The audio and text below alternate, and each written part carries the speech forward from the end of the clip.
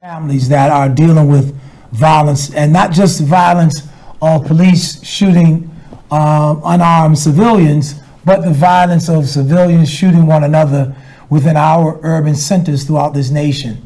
And so there are a lot of problems and challenges that we have to face, and we're doing our part. You know, on Thursdays, we've been going out sharing with people in various areas of Dorchester, Mattapan, and we're not excluding Roxbury, but these are areas that we have gone out to encourage people to say no to violence and yes to peace.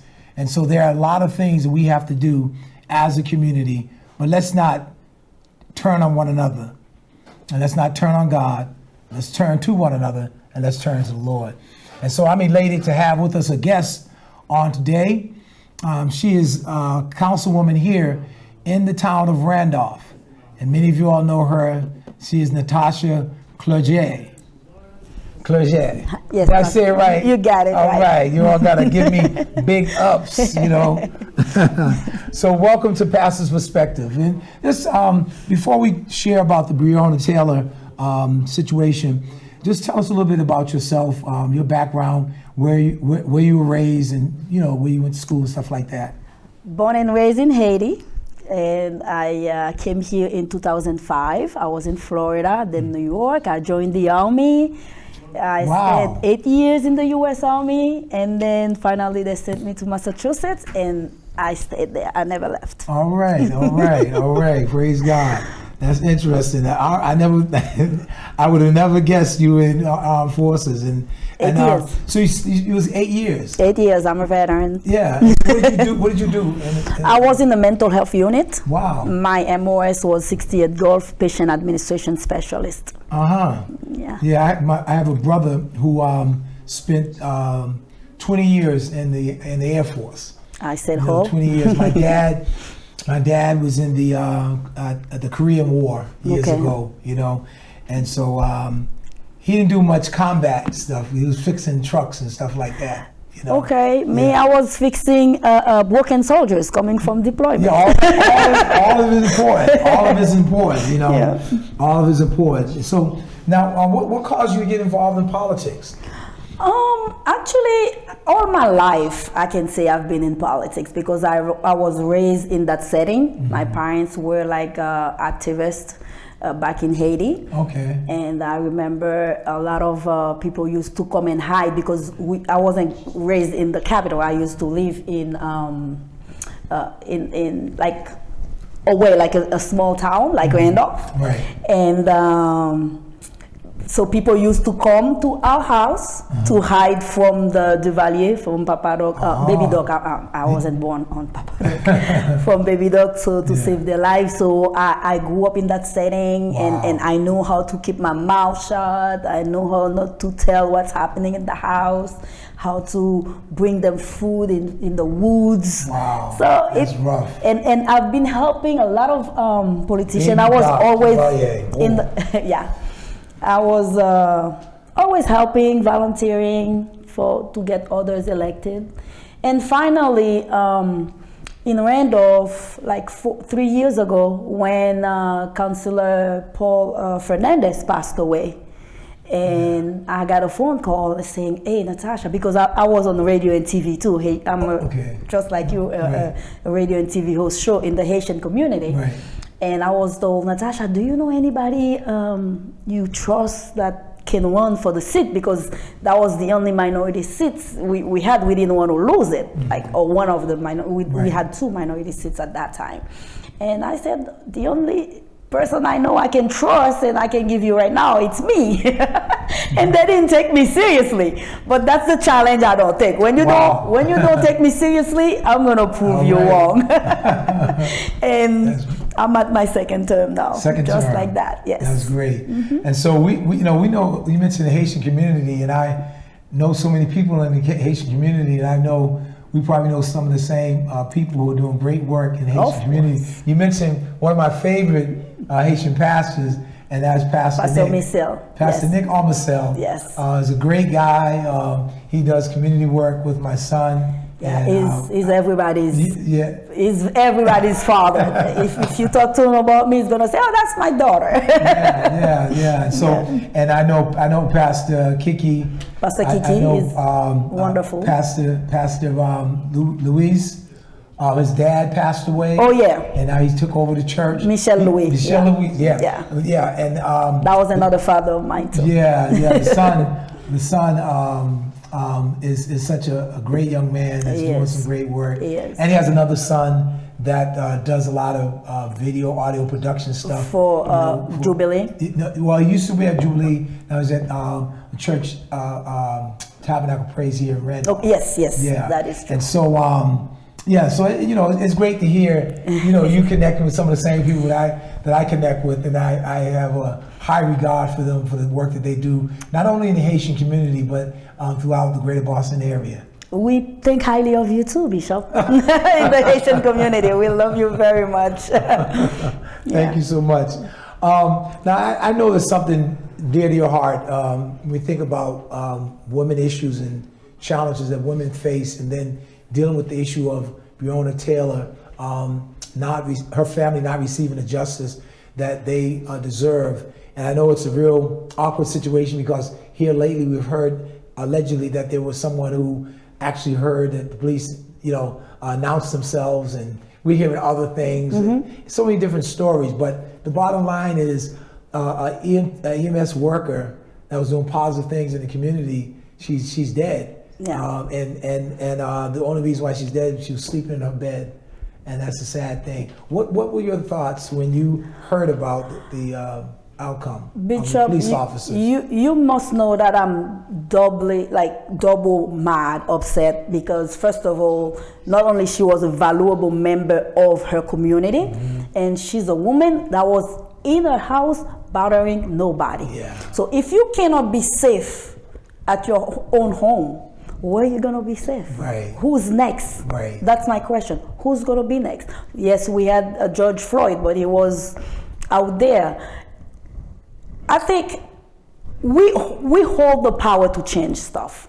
I'm sorry, because I know we don't have much time. I'm going to go straight to it. Go ahead. Because if you take me as an example, first Haitian woman to run in Randolph, and I'm the very first person who ran the first time and won.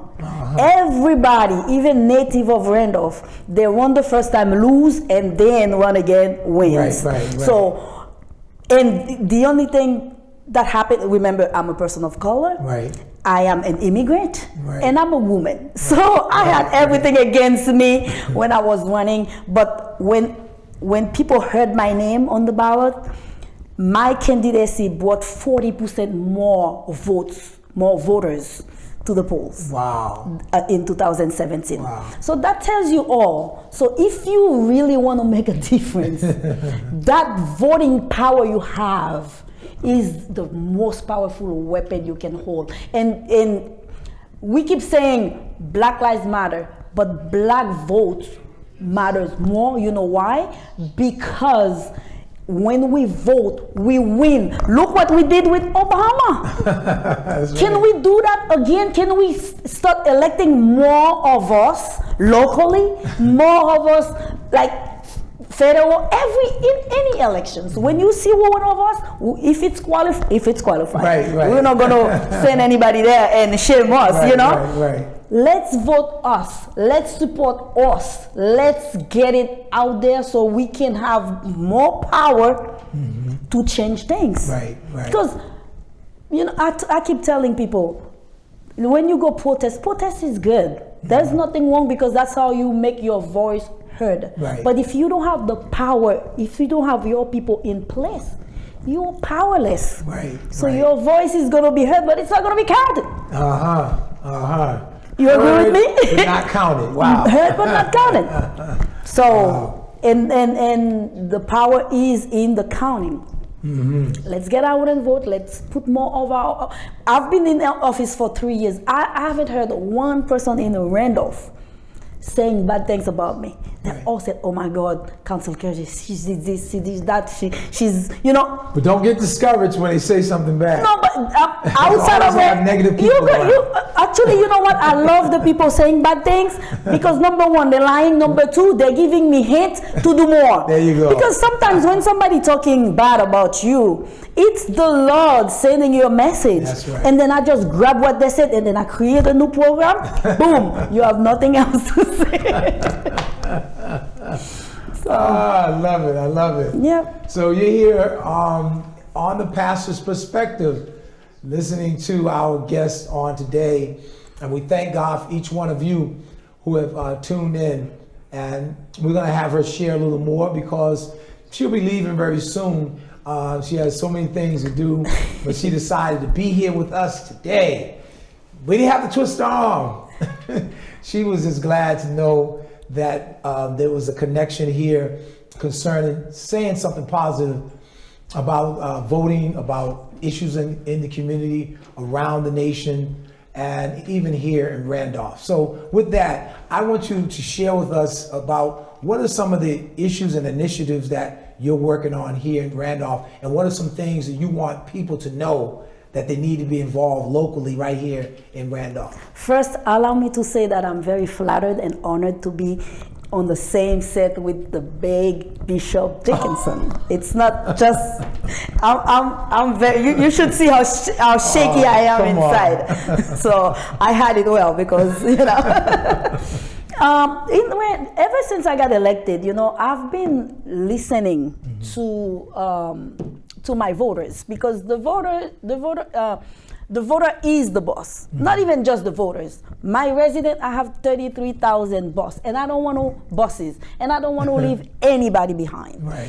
When the first thing I'm so proud to do, when the government shut down, we had a few members of the community who work for the government. They were not getting paid, and me and two other partner in No Crimes, we created what we call Concerned Citizens of Randolph. All right. Concerned Citizens of Randolph is there for everybody. We started with food distribution, like fresh fruits and produce. Number one, we want to help everyone. Everybody's qualified. We don't need ID. You don't need to be a Randolph resident. You don't need to be low income. Everybody. We don't care. You can come with a beat up car or with the latest brand new car. You will be served. And we display in a way like we don't just shovel a box or bags to you. You have to pick and choose what you want because we want to serve people with dignity. Wow. Yeah, and respect. Wow. And concerned citizens, what we do also during the government shutdown, I went outside of Randolph, look for some partners in Boston. I have some great relationship in Boston, and I started to get, you know, more donation, more food, more supplies, cleaning supplies and everything, and we extended to seniors. Why? Because when we used to do it at Powers Farm in Randolph when we was doing it, and I had a bunch of seniors waiting in line and to get served. I'm like, I don't like that. So we started to do home delivery for the seniors. We want them to stay home, and if you're sick now, with the COVID thing, we extended it to COVID infected people. If you have a handicap or disabled or anyhow, we bring it to you directly to your house. All you got to say, I have so many in my household, and then you're gonna have your box can be big as you know, as you need for the week, because excellent. We do it on a weekly basis. But we were not satisfied because the need was there still. So when COVID struck, we decided we're gonna help neighboring communities. Like in Avon, they didn't have anything. In Holbrook, they didn't have anything. Wow. We just went Stoughton, we went to Kenton. Now we have a weekly, every Friday we are on in Avon, and every Tuesday we are in Holbrook. Wow. While every Thursday we're in Randolph. And today we just started a free COVID testing right on the site. Wow. Yes. That's unusual. It's unlike the typical politician that deals with their town, their city. Not a politician, Bishop. I don't like to be called a politician. I'm a public servant. And in my real life, remember, I'm a caterer. So I like to feed people. Okay. So I'm still in my line. I didn't go out of my way to do what I'm doing. But you're concerned about the outskirts of Randolph, the other neighboring towns. Yes. And that's not a norm for a public servant. Yes. AKA politician. Okay, I'm a public servant. And this is not only what I do. We also help people with English classes. I have a free cooking classes for youth, and everybody. We don't limit anybody. Right. So we do also have help people with citizenship. Oh, great. Oh, yes. Yeah. And wherever the needs are, we go there as a team, Concerned Citizens. Wow. And I'm proud also to be part of the Randolph Resiliency Committee that the town manager decided I was a great asset for the Randolph. Right. And I want to clarify something, because people think the town gives me money because I'm part of the Resiliency Committee. The town gives me money to do what I'm doing. It's the other way around. The town saw what I was doing. They added me to the Resiliency Committee, and then I'm helping the town. Wow, that's awesome. That's awesome. So you sound like really like a minister. You like that's your ministry. That it's not just, you know, praise the Lord. Right. You know what I'm saying? And that's exciting to see you have that much enthusiasm about helping people. I love what I do. Yeah. It's not so much the act, is the response that you get. Oh my God. Right. Everybody in town is my mom. Everybody is my father. I like people. Right. I like interacting with people. Right now I'm miserable because I can't get my hugs anymore. I can't. Yeah. And everybody has to put a mask. You can't smile, and it's I'm praying every day for that COVID thing to be So I know you have to run, and you have to do something pertaining to helping people, and that's a wonderful thing. Yeah. Why don't you look in the camera and share with the residents of Randolph things that you would like for them to connect with during this COVID period? All right. So we had a few programs that we're doing with the library. For example, we're trying to get a computer right now to help people at home with classes, and we also have yoga on Saturdays at 10 at the RICC. We have seniors. We have a program for seniors too on Wednesdays. So I'd like people to participate. Everything is free. Everything you hear that Councilor Natasha Clerget is part of, you don't pay a dime for it. If there is money, I'm not there, because I know right now we are in need. Everybody's in need of money. Everybody can use some free help. So we want you to come participate. Go on our website. You can go to turnerfreelibrary.org, or you can go to randolphicc.com. I'm sorry, I'm speaking French. randolphicc.com or turnerfreelibrary.org. You'll see a bunch of great programs, and also, even though we do weekly food distribution, but any and every day of the week, if you in need, you just reach out to us. They know my number is public, 857-249-0196, and it's right there, so it's always with me. So if you call me, I might not be able to answer, but you text, I will reach out to you when I get the text. And you can condense that and say that in French to the French-speaking listeners. You want to hear me speak French? Yeah. Okay, that's what I speak best out of all the 6 languages that I speak. So you speak 6 languages? Yes. Wow. What are the 6 languages? I'm fluent in Spanish, Creole, French, English now, Italian. Wow. I understand very much German, and I'm learning Cape Verdean, because people keep thinking that I'm Cape Verdean. I'm good. They can think I'm Spanish because I'm already fluent in Spanish, but now I'm learning Portuguese, and I'm getting very good at it. That's great. That's great. So, and then another thing also, I want people to be involved. When you stay home, when you don't get involved, you just give your power to somebody else to make decisions for you. You are an adult. You know what you want. You know, if you don't make your voice heard, if you don't make your own choice, trust me, there's something we said in French, I don't know how to say it in English, la nature a horreur du vide, like nature doesn't like empty spot. So if you left your spot empty, somebody else will fill it up for you because it's not gonna remain empty. Right. So get involved. If you're not registered voters yet, please register yourself. You can do online. You can even text me. We will bring the paper to your house because that's what we do. Right now, we have a table at the food distribution, 580 South Main Street in Randolph. We have a voters registration table down there. We have a free COVID ambulance there. So I try to bring whatever I can, but please take advantage of it and get involved. All right. So listen, we're elated. We know we don't have enough time. You definitely have to come back, and we'll give you ample notice. I'm just getting warmed up. Yeah, right. I can tell. And so we're thankful for your leadership here in the town of Randolph, but also throughout the greater Boston area and beyond, because I know that your leadership stretches from here even to your home country of Haiti. And I thank God for you and your willingness to participate on today. So we thank God for her. All right. Thank you. I'll be there anytime you want me. I can be back. All right. Praise God.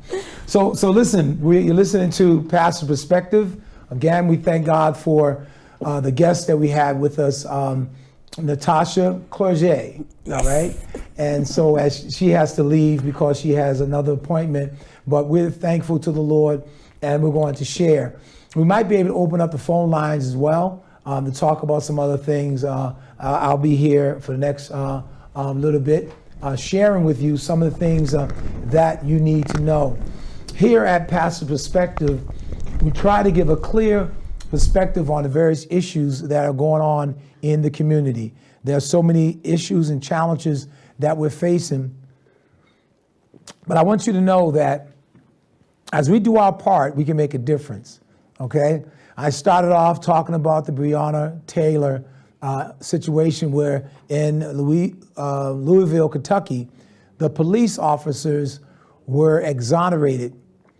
They're not found guilty of her death. You know, there were other charges, but were not in direct relationship to her demise. And it's so unfortunate that she was killed. She was killed, and it's so unfortunate that her family is yet enduring the pain of her leaving them. But I want you all to know that we have to do our part. We have to do our part in making sure that whatever positive things we can do in our community, we're going to do those positive things in our community.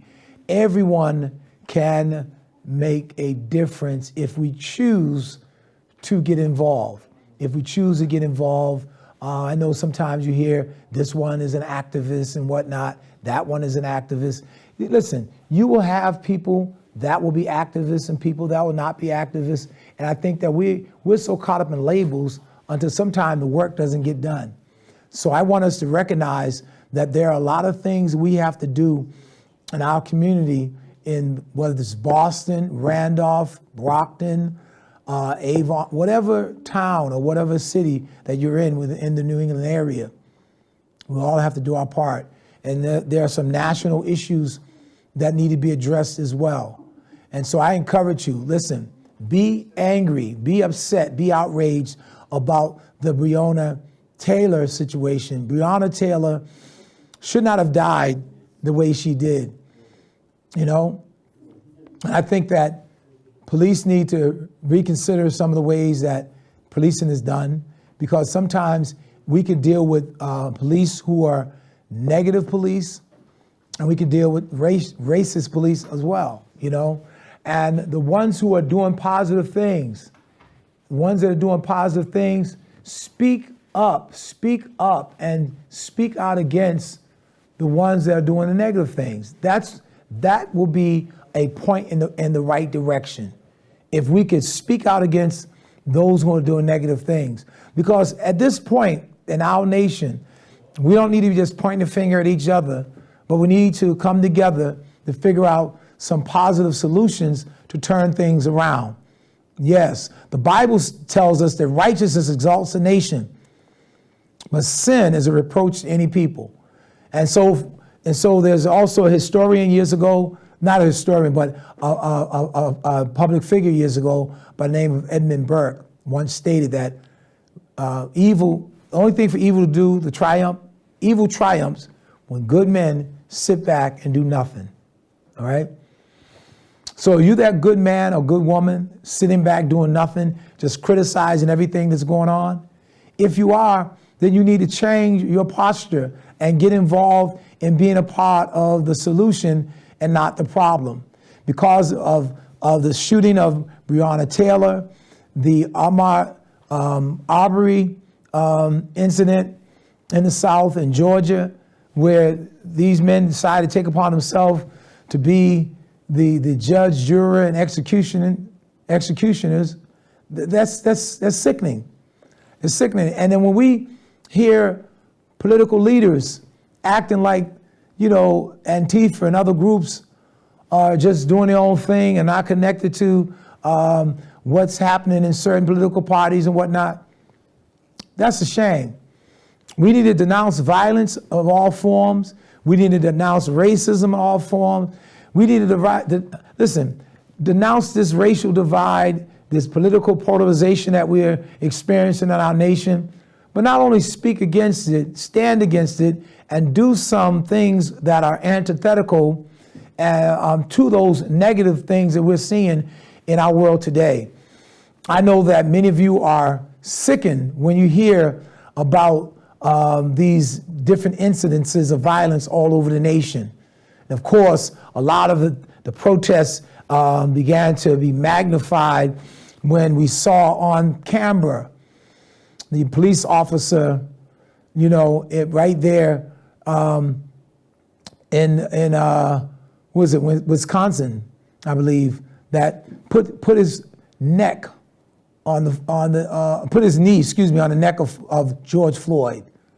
That sparked an outrage in our nation. Not because, listen to this, it was not because of a black man unarmed, murdered at the hands of police. No, it was because tens of thousands of white young people, mostly young white people, marched throughout this nation demanding change. Who were they demanding change from? Their mothers, their fathers, uncles, aunts, grandfathers. Those who are carrying the balance of the economic, judicial, and political power in the land. And they don't look like us, those of us in the black community from the African diaspora or communities of color, okay? And there are some white folk who are very kind-hearted and sincere and wanting to see change. And they will march, they will protest. But after the marching and the protests, you have to make sure that you have a plan of action of things that you want to see move forward as things progress in time. And I know that a lot of you are trying to find your niche. And for the church community, it's been very difficult during this COVID period, in the midst of a pandemic, to answer to racial intolerance, to answer to bigotry, to stand up against the violence and the rage which have come against our community. I want you to know that we have to be concerned about the violence and the rage that's going on nationwide, but be concerned about some of the local violence that we see, that we perpetrate against one another. The young people shooting and killing one another. That's unacceptable, and we must stand up and make a difference.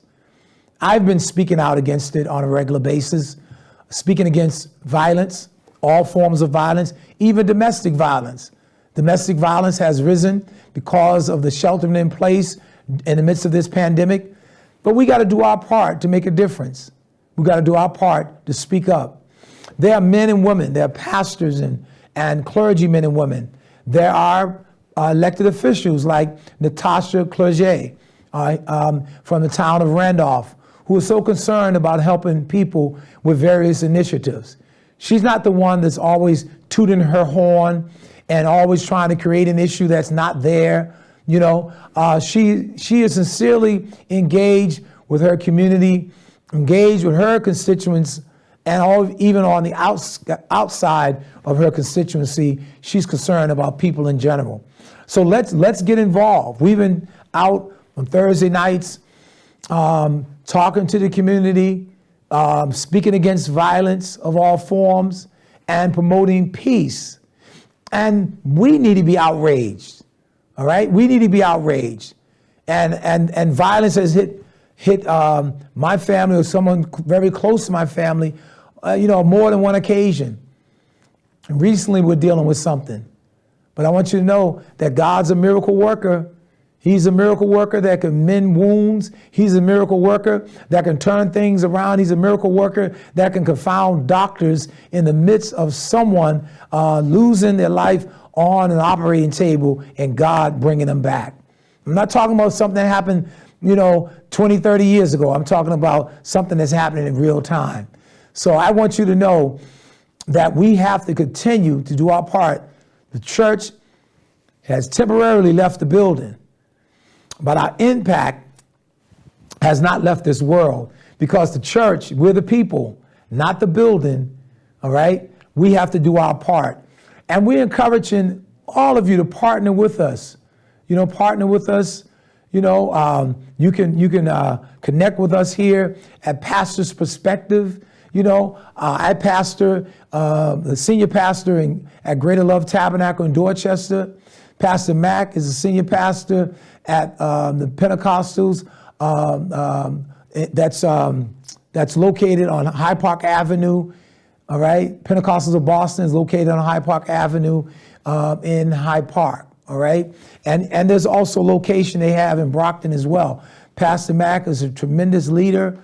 He's a very powerful speaker. He loves people. He's a family man. He loves his wife. He loves his children. He loves the community. He's just out there trying his best to make a difference. And so I thank God for the ministry of Pastor Mack. And we connected years ago, and then we reconnected recently. And at the start of this pandemic, we started talking about communicating with folk as we talked to Brother Eddie about the pastor's perspective. And so it's my perspective that as believers, we should be in a posture of prayer, but also we should be in a posture of action, doing some activities in our community, connecting with people that are living in fear, connecting with people who have a lack of financial resources, connecting with people who have food insecurities or have insecurities regarding their utilities and different things like that. The church, we need to do as much as we can to touch the lives of people, not just spiritually, but touch their physical lives as well. So I want to thank all the ministry gifts who have been partnering over years with people, organizations, and agencies to make sure that seniors get their medicine, in a timely manner, and get rides to pick up their medicine and things like that. So those are some of the things that we're involved in, and helping with people get food, and not having people to go through a lot of scrutiny to help them.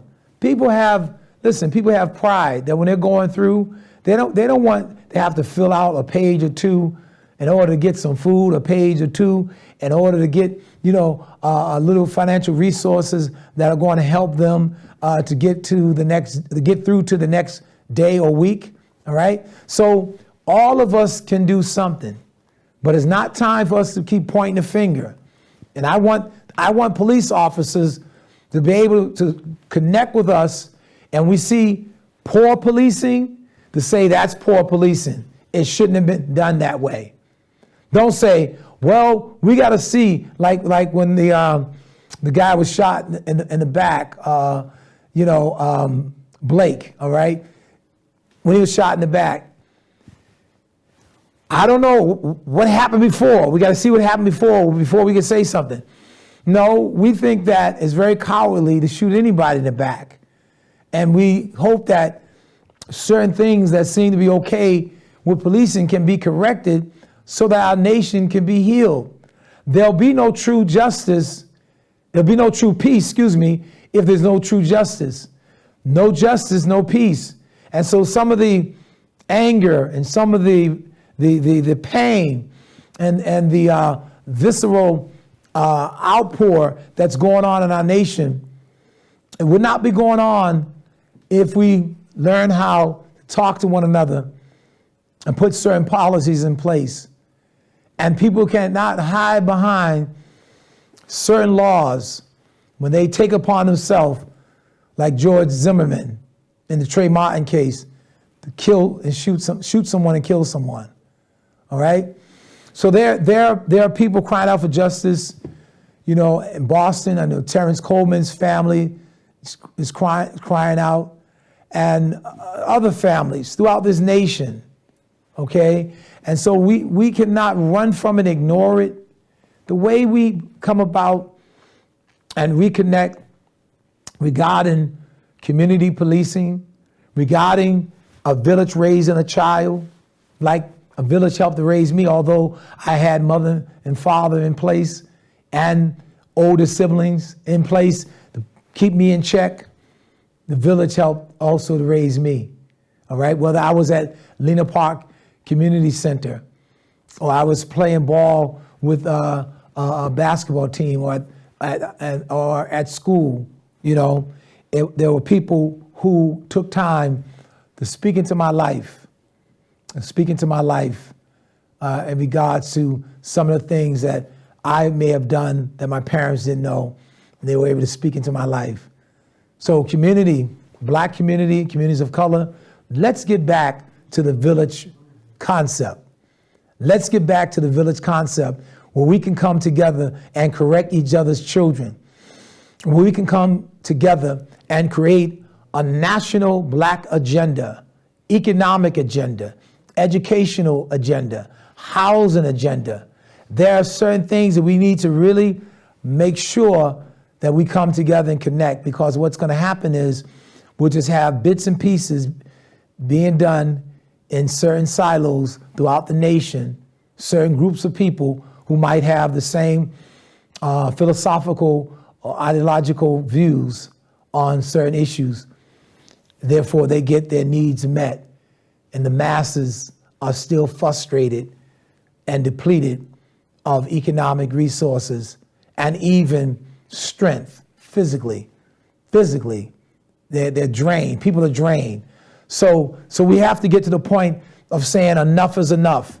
Let's do our part in making a difference. All right? Enough is enough. We're going to be outside our church this Sunday, 27th, at 11 a.m. And we're going to be out at the in the parking lot of the Carver Den on Talbot Avenue in Dorchester. And the purpose of us coming out is to connect, to assemble ourselves together, as the Bible states in the book of Hebrews. All right? It says, forsake not to assemble yourselves together. Amen. And so we're going to come together, and we're going to share some informational things that are pertinent to us rising up in strength and victory instead of hunkering down in fear in the midst of this COVID-19 pandemic. All right? So come on to our drive-in service, worship experience, may I say, on this Sunday at 11 a.m. And we're going to be just praising God, social distancing. If you don't want to stay in your car, that's fine. If you want to get out, we'll have seats out there as well.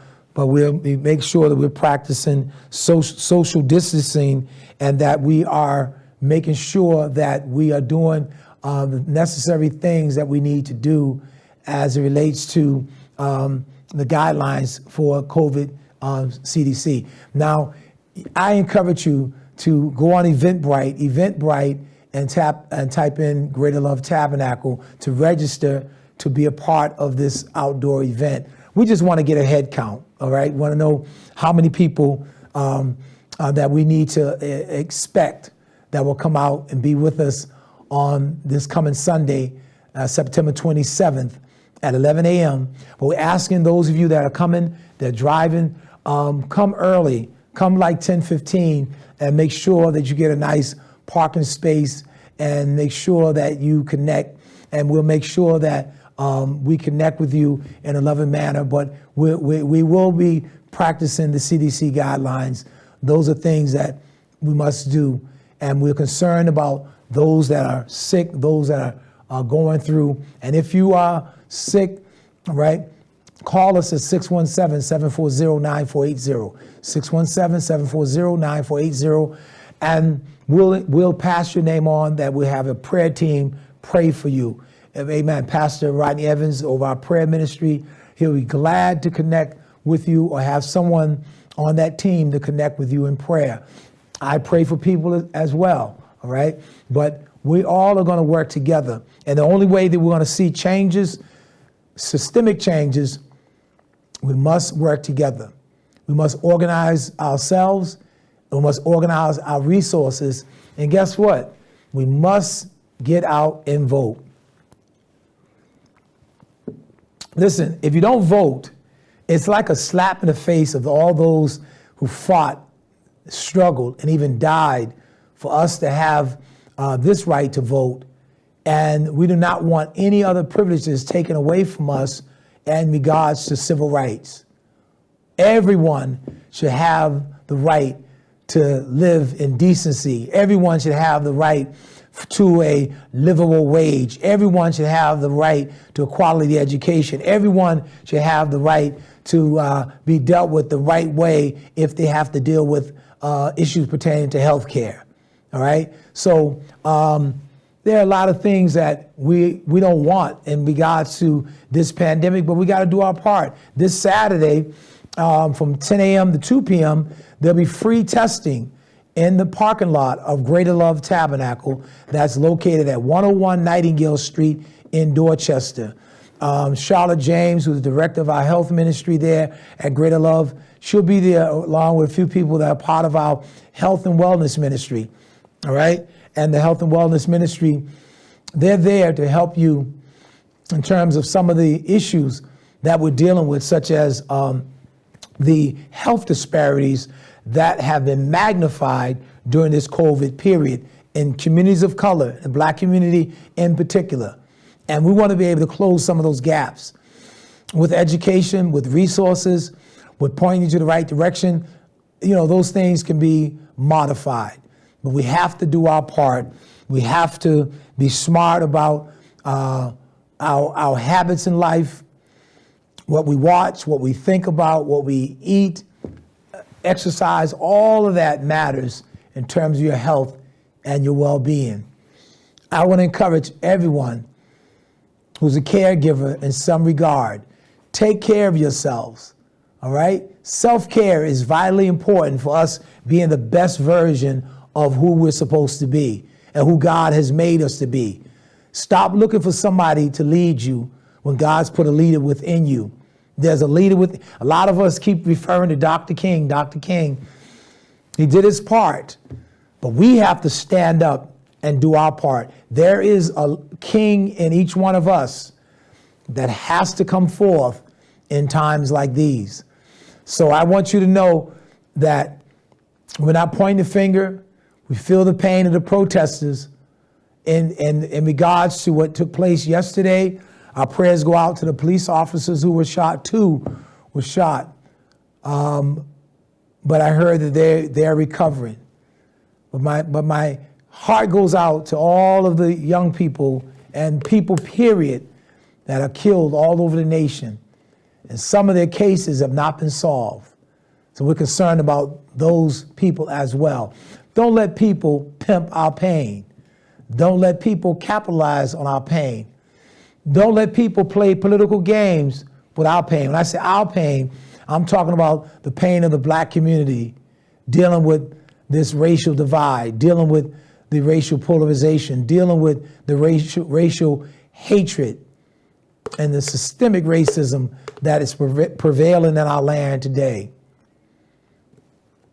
Those who are looting, rioting and stealing and stuff like that, they're not connected to the pain that we experienced in the black community for years and years. No, they're not. They're trying to take advantage of it. If somebody's marching with you, make sure they're marching with you for the right reasons. They're marching with you not because of selfish ambition. They're marching with you because they understand the pain of the black community and they want to connect and collaborate to make a difference. So in Pastor's Perspective, we just try our best to deal with the different issues that are going on in the community and at large, nationwide, the different issues that we're facing, whether it's issues in our community, issues in another city, or issues in another country. We're concerned, and we'll be bringing people on that will be sharing things that they need to know. We're going to have probably our next guest will be Trucy Allah, who is a reentry coordinator for the state of Massachusetts, the EOPS, the Executive Office of Public Safety, under the Undersecretary Andrew Peck. All right. Trucy has done a lot of things, and I think you need to tune in to the Pastor's Perspective every Thursday at 1 p.m. as we share. We're not sure what's going to take place as we segue into a new year, but for now, we're going to be dealing with the various issues that come up over the next few months. Okay, so we have October to look to, November and December, and I want you all to grab hold of a positive and realistic expectation of things turning around for the better as you put your faith and confidence in the Lord Jesus Christ. I want to thank God for all of you that are listening, but we want you to connect with us here, Pastor's Perspective.